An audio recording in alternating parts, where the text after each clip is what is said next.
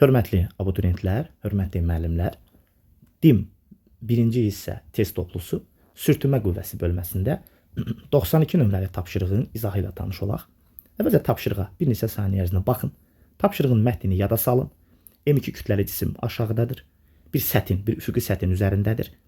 M2-nin üzərində M1 kütləli cisim var və şəkildən məlum olur ki, M2 kütləli cismi M2-ni F qüvvəsi ilə dartırıq. Şərtdə başqa heç bir məlumat yoxdur. Sürtünmələr haqqında heç bir bilgi yoxdur.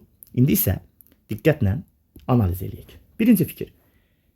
Cisimlər, hətta şərti dəqiq bir dəfə də oxusaq, yazır ki, hərəkətlər zamanı, yəni istəyir 1, istəyir 2, istəyir 3, hər 3 hala uyğun olaraq cisimlər bir-birinə nəzərən sükunətdədirlər. Yəni M1 M2-nin üzərindən aşıb düşmür. Onlar bir-birinə nəzərən sükunətdədirlər. Bu faktı unutmadan məsələmizin həllinə start verək.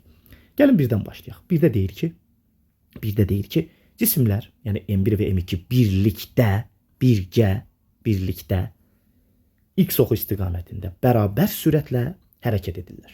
İndi mən bir sual qoyacağım və o sualı qısa zamanda cavablandıracağım. Şərtdə M2 cisminə F qüvvəsi tətbiq olunur. Biz də bilirik ki, cismə F qüvvəsi tətbiq olunursa, o qüvvə cismə bir təcil verəcəkdir. Aydındır mı? Tətbiq olunan F qüvvəsi cismə müəyyən bir təcil verəcəkdir. Tamam. Bəs şərtdə yazır ki, cisimlər X oxu boyunca bərabər sürətlə hərəkət edirlər. Bəs təcil harda qaldı? Deməli, bizim şəkildə çəkilməyən, lakin mövcud olan bir sürtünmə qüvvəsi vardır. Söhbət M2 ilə M2-nin üzərində olduğu üfüqi sətin arasından gedir. Mən şəkildə göstərmişəm qırmızı oxla. Burada bir sürtünmə qüvvəsi vardır. Gəlin buna sürtünmə 2 yazaq. 2 yazaq ki, sonra o yuxarıdakı M1-də qarışdırmayaq. Sürtünmə 2 yazaq. Deməli, Ravi müəllim, necə mümkündür cisimlər X oxu boyunca bərabər sürətli hərəkət eləsinlər? Axı şərtdə F qüvvəsi tətbiq olunub. Qüvvə varsa təcil də olmalıdır axı. Bəs təcil necə yoxa çıxdı? Cisimlər bərabər sürətlə hərəkət elədilər. Deməli, həmin o F qüvvəsini tarazlaşdıracaq. M2 ilə üfüqi sətin, aşağıdakı sətin arasında bir F sürtünmə 2 qüvvəsi var. F sürtünmə 2 bir-birini tarazlaşdırır və sistem nədir? Sistem, yəni ikisi birgə bərabər sürətli hərəkət edirlər. Bu tamamdır. İndi növbəti məsələ. Tamam, qəbul etdik. Cisimlər F və F sürtünmə 2 qüvvələrinin təsiri altında bərabər sürətli hərəkət edirlər. Nə gözəl. Bəs bu zaman ikisinin arasında sürtünmə qüvvəsi haqqında nə danışmaq olar? M1 ilə M2-nin arasında sürtünmə qüvvəsi haqqında nə danışmaq olar? Diqqətlə baxın müəllimlər. Mən deyirəm ki, M1 ilə M2 arasında tutaq ki, bir F sürtünmə 1 qüvvəsi var. İlkin olaraq, şərt olaraq F sürtünmə 1 qüvvəsi var. F sürtünmə 1 qüvvəsi varsa, həmin F sürtünmə 1 qüvvəsi M1-ə təcil verir. Təbii ki, tətbiq olunubdur M1 cisminə və ona təcil verir. Düzdür? Hələ istiqamətini lap göstərmirəm. İkinci bir məsələni açmaq istəmirəm. Sadəcə tutaq ki, ikisi arasında bax bu sətdə bir F sürtünmə 1 qüvvəsi var. Qüvvə varsa cismə təcil verəcək. Onda F sürtünmə 1 bərabər olacaq M1, məsələn A1.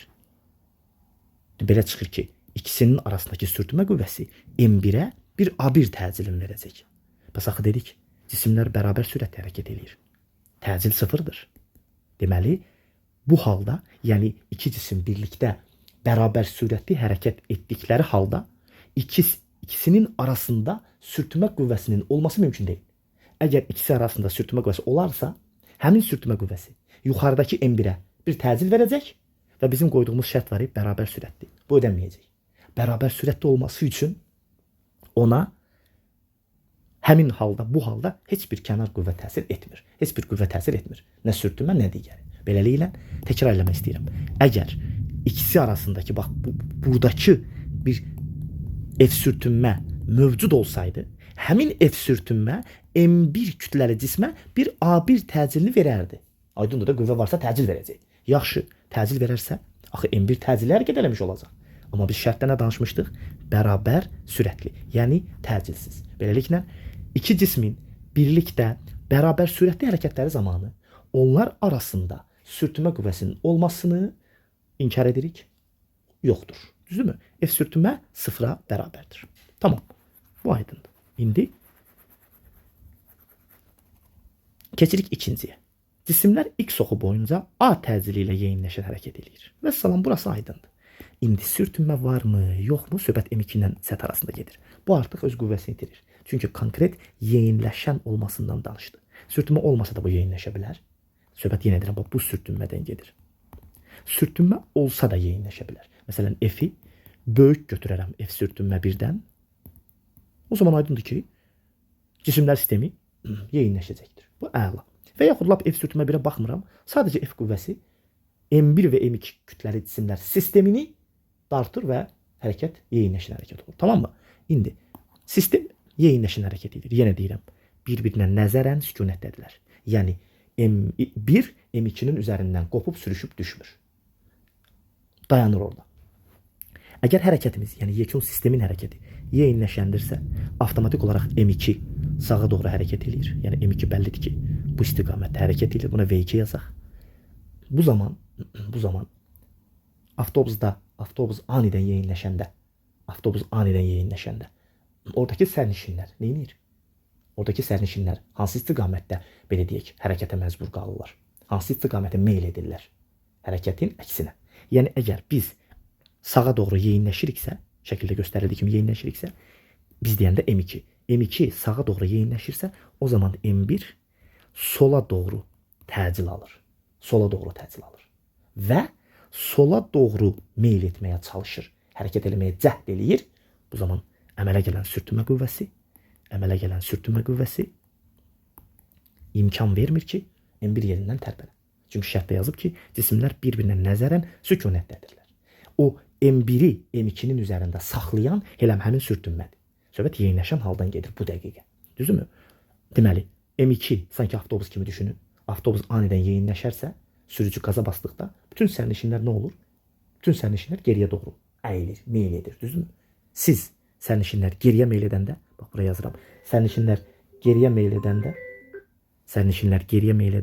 bu zaman sürtünmə onun həmin meylin əksinə, yəni sağa doğru olur. Avtomatik yeyinləşən hərəkətdə sürtünmə qüvvəsi sağa yönəlir. İndi eyni şeyin əksini izah edək. Bəs yavaşlayan olarsa nə olacaq?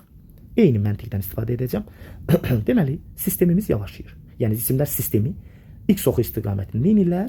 Yavaşlayırlar. Əla. Yavaşlayırlarsa avtomatik deməli, yenə də hərəkətin istiqaməti bəllidir.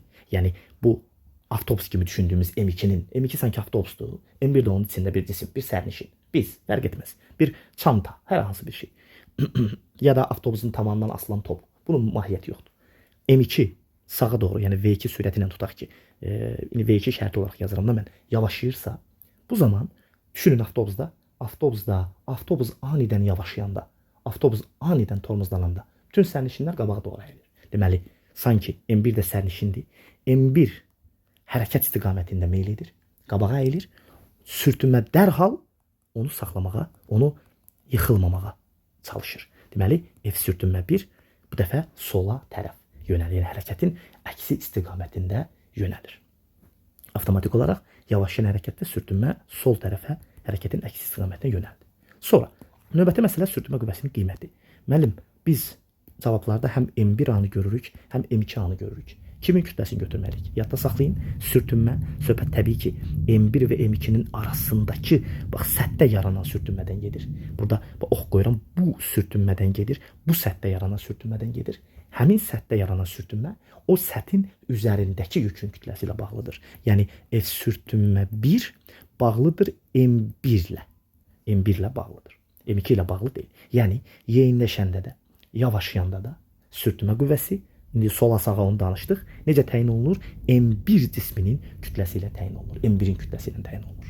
Bu da beləsinə. Və bir də sonda bir daha, çünki bunu bir neçə şagird məndən dəfələrlə soruşdu, bir neçə müəllim soruşdu. Biz özümüz də bunu bir neçə yoldaşla müzakirə elədik. Burada bir dənə belə deyək, bu sual yeri gəlmişkən qısa qeyd edeyim. Deməli, bu sual illər əvvəl bu güvən nəşrlərinin çap etdiyi test bankıdır. İllər əvvəl sürtünmə qüvvəsi bölməsində 42 nömrəli sual. İllər əvvəl orada da dərc olunub.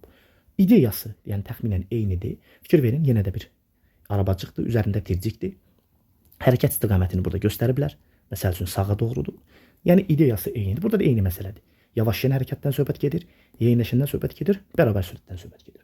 Yadda saxlayaq ki, bərabər sürətli olduğu halda ikisi sistem olaraq bərabər sürətli, birlikdə bərabər sürətli olduğu halda ikisi arasında sürtünmə yaranmır. Bir də deyək ki, nə üçün yaranmır? Xüsusən də abituriyentlər üçün tam başa düşülsün. Əgər bərabər sürətli olduğu halda ikisi arasında bu səthdə sürtünmə yaransa, deməli həmin sürtünmə bu M1-ə təcil verir. Həmin o yaranan sürtünmə M1-ə bir təcil verir. Yaxşı, təcil verirsə, M1 necə bərabər sürətlə hərəkət edir? Tamam mı? Deyirsiniz ki, bir başqa qüvvə var, həmin sürtünmə ilə tarazlaşır. Hansı başqa qüvvə? Yoxdur başqa qüvvə. Deməli, sistem bərabər sürətlə hərəkət edəndə ikisi arasında, yəni M1 və M2 arasında sürtünmə qüvvəsi yaranmır. Bunu bu cürə başa düşürük. Bir də ən əsas qeyd edeyim ki, burada ən maraqlı məqam, mən şəxsən bu sualı oxuyanda ilk olaraq əksər suallarda biz M2 ilə səth arasında sürtünməyə baxmırıq deyə, baxmırıq. Çox zaman belə deyək də bu standart sualları həll edəndə qəbul edirik ki, adətən M2-nin sanki bu F sürtünmə ikisi sıfırdır. Bunu belə qəbul edirik. Mən özümdə sual yaranmışdı ki, əgər yaxşı F sürtünmə 2 sıfırdırsa, tamam, sıfırdır. Bəs sistem, əgər F sürtünmə 2 sıfırdırsa, sistem necə bərabər sürətlə hərəkət edir? Mümkün deyil axı. Deməli, burada mütləq ki, F sürtünmə 2 var və F qüvvəsi dartı qüvvəsi rolunda. F sürtünmə 2 qüvvəsi də ona əks çıxış edir və ikisi modulca bərabərləşəndə, yəni F ilə F sürtünmə 2 modulca bərabərləşəndə sistemin bərabər sürətli hərəkətini almış oluruq. Tamam, bərabər sürətli hərəkətdə də təcil yoxdur. Təcil yoxdursa M1-ə qüvvə təsir edə bilməz. Çünki M1-in hərəkət tənliyini yazanda A bərabərdir 0 qeyd eləməliyik. Bu da F əvəzləyici bərabərdir 0-dır. Başqa qüvvə olmadığı üçün bu da F sürtünmə bərabərdir 0 deməkdir. Təkrarən göstərmək istəyirəm ki, müəllimlər, bu sualın bir digər variantı güvənin test bankında da var. Yenə də istiqamətlərdən danışır və bərabər sürətli halı üçün yenə də sürtünmə qüvvəsinin modulca qiymətinin 0 olduğunu qeyd edirik.